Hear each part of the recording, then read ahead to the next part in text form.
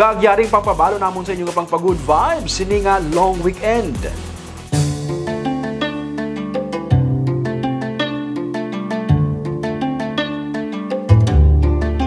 May isa ka barangay diri sa Negros nga may madalom nga maragtas. Halin sang panahon sang Spanish era, nagtuhaw na ini. May grupo sa mga IP nga naga-istar sa sini nga barangay.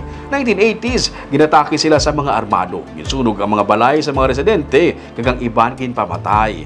1990s, may kaso nga ginpatay sa lugar, ginihaw, ginbaligya ang karne kag may nakakaon. Sumugod sadto, nabansagan ang barangay nga may nagapangaon sang tawo.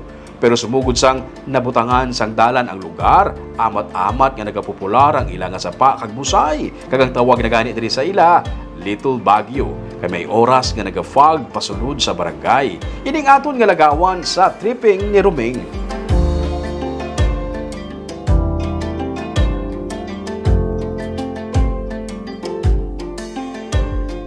Kaag isa ka retired US paramedic nagaserbi nga emergency medical volunteer sa Bacolod kag Negros. Upod sa mga partner organizations, kabahin siya sa mga trainer nga nagabudig sa paghana sang ikasarang sang local emergency medical responders. Aton siya kinalaon sa Baganihan.